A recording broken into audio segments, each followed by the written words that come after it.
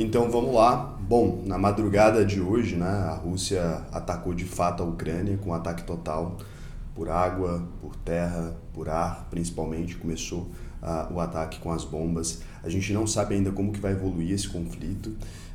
A gente tem aí o primeiro ataque de um país a outro, né, em busca de território dos últimos 80 anos. Então é uma situação completamente nova, a gente não sabe muito ainda o que está acontecendo. Eu estava acordado ontem de madrugada, cheguei a postar no Instagram na hora que aconteceu, e com isso a gente tem uma situação completamente indefinida do que está acontecendo no mundo inteiro.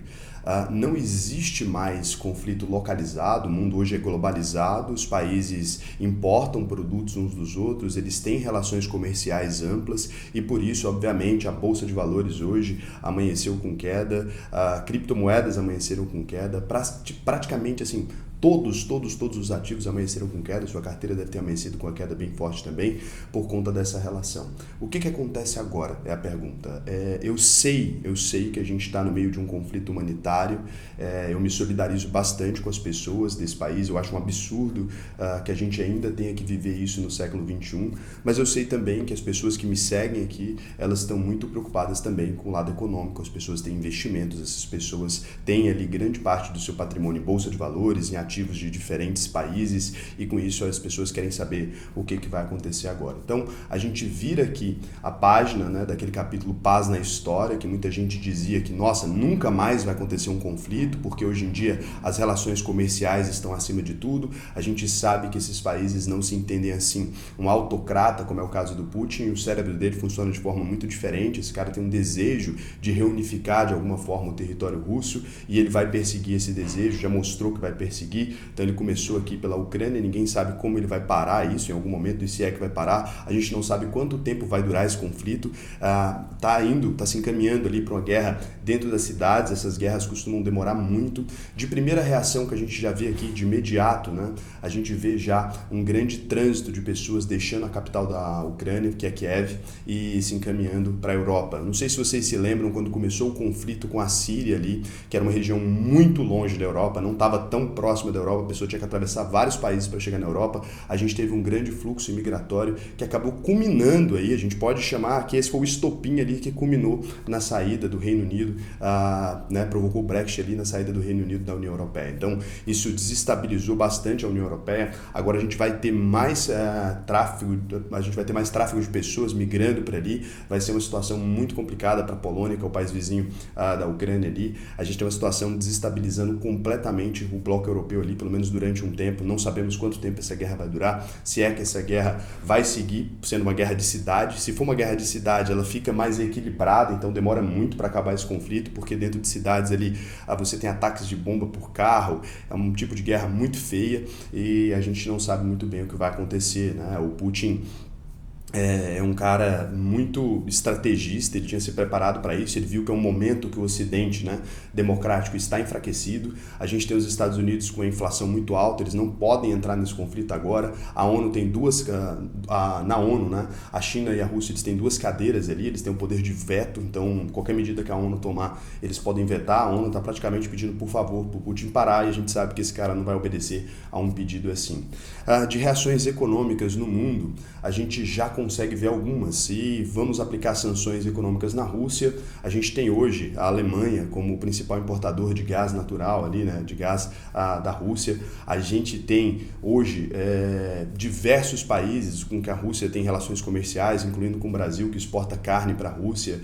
Cara, é muito complicado falar de todas as variações que isso pode ter. A gente está enxergando só o princípio, né, essa desestabilização talvez do bloco europeu, essas sanções econômicas, os Estados Unidos não podendo ter uma reação ali, porque se ele tiver uma reação militar ali, ele vai entrar num problema maior ainda, vai entrar num problema econômico ainda maior. A gente tem a China, que agora também pode ter aberto as portas ali, eles fizeram reuniões antes, né, o Putin e a China, e o líder da China, então a gente não sabe se ele vai agora também invadir o Taiwan, aproveitando essa brecha aqui, se não tiver uma medida retaliativa contra a Rússia, e não vai adiantar a sanção econômica, muito simples, ele está preparado para isso. Então a gente não sabe muito bem como é que esse desenho vai ficar, é imprevisível, qualquer qualquer pessoa que diga que sabe exatamente, né, os efeitos disso aqui está mentindo, porque a economia é uma relação global ali, uma relação muito grande, a gente não tem como saber exatamente o que vai acontecer. Algumas coisas que a gente percebeu, né, o Bitcoin e o Ethereum entraram em quedas muito feias aí, o Bitcoin já está com queda de 8%, o Ethereum com queda de 14%, isso do lado das criptomoedas,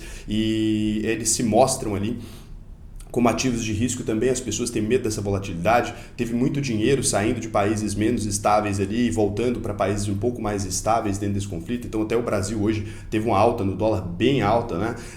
Porque por mais que os Estados Unidos estejam no momento que a bolsa deles estão caindo e tal, aquele investidor que estava disposto a investir num país mais exótico, que a gente é visto assim, no momento de conflito, você volta para casa e aqui você fala, porra, vou ficar com o meu dinheiro aqui porque eu não quero perder dinheiro. Então a gente viu esse dinheiro voltando ali para os Estados Unidos também, o dólar subindo bastante com relação ao real. A gente viu várias ações brasileiras caindo, a gente viu todos os índices de bolsa de valores do mundo caindo, as moedas da Ucrânia e da Rússia praticamente derretendo, então está um cenário bem crítico. O que você pode fazer nesse caso, né, Raul? Cara, tem alguma medida que eu tenho que tomar na minha carteira aqui? Tem alguma coisa que eu preciso fazer para estar protegido disso? A primeira coisa é que não tem como se proteger disso quando a gente está falando de investimento em bolsa de valores, gente. Infelizmente, não existe um mecanismo que você aperte um botão e paralise ali a sua carteira para os conflitos da guerra. Então, obviamente, a gente vai ter oscilação em todas as carteiras. Por quê? Porque as empresas estão numa situação delicada. Se os Estados Unidos aplicar uma sanção ali na Rússia, as empresas americanas que exportam para a Rússia não poderiam mais exportar. A mesma coisa acontece com as empresas alemãs e tal, que estão ali no bloco europeu. Qualquer sanção que for aplicada, essa empresa tem que cumprir essa sanção por decreto. Então, isso afeta muito essas empresas.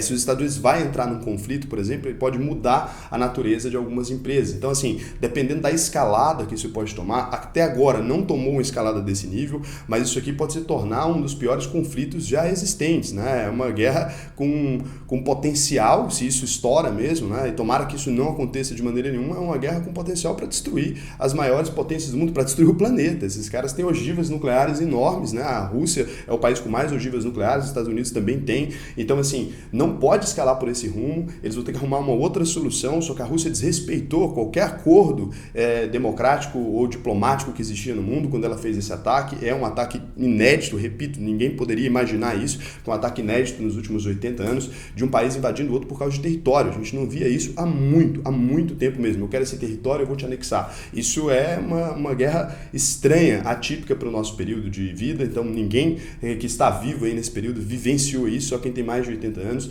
É uma coisa inédita, a gente ainda não sabe como é que isso vai escalar. A torcida é para que isso não escale de maneira nenhuma. Esses países vão ter que chegar num acordo, e vai ser difícil eles chegarem num acordo de como que isso vai parar e de como que isso vai evitar, né? Então a gente tem uma crise humanitária muito séria. Imagina, essas pessoas estavam dentro das suas casas, vivendo de forma tranquila, e de repente a gente vê um louco mandar atacar um outro país simplesmente com base em nada, né? Tem uma base de território, querer expandir e tal, porque poderia entrar não sei lá na onde, simulou uma série de ataques ali, falou alguma coisa e entrou com um ataque muito forte contra a Ucrânia, né? Então, uma guerra mesmo no meio da história, no meio de 2022, a gente volta a ver isso. Muita gente acreditava, né? A turma do Deixa Disso falava, não, os países nunca mais vão fazer isso. A gente vê que foi essa surpresa. Então, quais são os ativos, né, normalmente, que recorrem os grandes investidores quando eles querem montar uma proteção parcial de carteira? Esses investidores institucionais e tudo, eles recorrem ao ouro. A gente viu que o ouro subiu hoje, ele teve uma alta. Algumas empresas de tecnologia também apresentaram uma alta, não entendi muito porquê, mas apresentaram uma alta ali, não ficou muito claro para mim a razão pela qual isso aconteceu. Então, o ouro normalmente ele é visto como reserva de valor, já expliquei isso para vocês, porque ele tem valor em toda parte do mundo, ele tem um valor intrínseco associado a ele por mais de 4 mil anos antes de Cristo, lá já estava lá isso, né? Mais de 6 mil anos então de história onde o ouro foi valorizado pela humanidade. Os investidores fazem essas reservas em ouro porque os bancos centrais do mundo também montam reservas em ouro. Então, o ouro sempre foi assim, eu falei disso para vocês diversas vezes, eu tenho um módulo lá na UVP, né? Eu falo só disso no módulo 5, falo de conflitos, eu sinceramente nunca imaginei que a gente fosse ver isso. Eu sempre fui um cara que me preparei para o pior, mas honestamente eu nunca acreditei mesmo que um conflito dessa natureza pudesse acontecer durante o meu período de vida. Nunca acreditei mesmo, assim, para mim é uma surpresa completa, por mais que eu tivesse ali, né, me planejado e montado uma estrutura para aquilo, sabe aquela coisa muito hipotética, isso dificilmente vai acontecer, então a gente vê que não é assim. Agora, o Bitcoin, ele se mostrou como a reserva de valor, que na crise, na verdade, por ser um ativo extremamente especulativo, as pessoas saíram dele, então ele não se provou, né, da mesma forma que o ouro como reserva de valor ali, foi uma coisa que as pessoas migraram dele de uma vez, então não aconteceu da maneira que a gente pensou que aconteceria. É muito séria essa crise.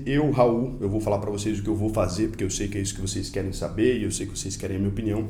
Eu não modifico absolutamente nada na minha estratégia, por mais que eu tenha me preparado, né? A vida toda eu coloquei ali ouro, tenho coisas na minha carteira, estou bem diversificado em diferentes países do mundo, mas eu não posso, né, modificar aquilo que eu defini. Então, se a gente fala que no pior momento possível a gente vai continuar seguindo uma planilha, continuar seguindo cegamente aquilo que a minha estratégia manda, tem uma gestão de risco bem feita, estamos investindo nas maiores empresas do Brasil e do mundo, não tem motivo, nos imóveis também do Brasil e do mundo, não tem motivos para que eu modifique absolutamente nada na minha estratégia nesse momento. O que vai acontecer é que se cair mais, eu vou continuar comprando, mantendo as proporções ali. Raul, mas você não tem medo de perder dinheiro? Não. Dentro da escalada desse conflito aqui, cara, se eu perder dinheiro aqui, ainda é uma coisa muito tranquila, né? Tem pessoas aqui que estão com risco de perder a vida. A gente tem que lembrar disso. Isso aqui não se trata de economia, a gente está falando da vida de pessoas, a gente está falando de uma guerra, então eu não tenho medo nenhum de perder dinheiro. Se a coisa se agravar ao ponto das maiores empresas, né, do Brasil e do mundo chegarem a ter um problema sério, a gente está falando de um momento onde o dinheiro não vai ser mais importante na minha vida, né, gente? Imagina o que tem que ter acontecido para as maiores empresas do mundo terem parado de operacionalizar, né? Terem parado suas operações. Imagina como vai estar a vida das pessoas, imagina como vai estar a minha vida dos meus familiares, a vida dos seus familiares. Então, assim, quando o assunto é investimentos, a gente precisa ser pragmático. Não é um vídeo que eu gostaria de estar fazendo, sendo bem honesto para vocês. Eu não me interesso por isso aqui, só que eu sei que muita gente fica assustada, então eu quis trazer aqui. Não modifico absolutamente nada, vou manter a minha estratégia, manter os meus investimentos normalmente nas maiores empresas do Brasil e do mundo, com segurança de que essas empresas elas precisam estarem ali aptas a qualquer tipo de situação. Os conflitos eles existem, essas empresas vivenciaram diferentes períodos históricos, os conflitos existem no Brasil, existem no mundo, empresas que são mais antigas que os conflitos, então eu permaneço com esses investimentos, confiando que esse conflito vai se manter, pelo menos, né, nessa forma que está agora, e diminuir. Torcendo para que ele não cresça, e se crescer também, isso não tem nada a ver necessariamente com as empresas e com os investimentos. A gente está falando ali de uma crise global e que coloca em risco a nossa vida, de fato, né? Então a gente espera que isso permaneça assim, e se permanecer assim não vai mudar grandes coisas para as empresas ali, porque elas não estão, né? Não tem investimentos na Rússia especificamente, nem na Ucrânia. Se os Estados Unidos intervir aí, a gente começa a ter um problema desse lado, mas de toda forma a gente tem que acreditar, né, que a gente vai conseguir superar isso e que não vamos acabar com a humanidade por causa da idiotice de um ou outro político, né? Porque no fim das contas é só isso, um político agindo em interesses próprios, tá bom? Então, fiz aí o vídeo para vocês, eu sei que vocês estavam preocupados, não vou modificar nada, minha maior preocupação agora é realmente com a crise humanitária mesmo que a gente está enfrentando. Eu acho que isso é muito sério, é muito triste a gente ver isso nesse momento agora. Então, cara, acabou, não vou nem editar esse vídeo, vou subir para vocês e até mais.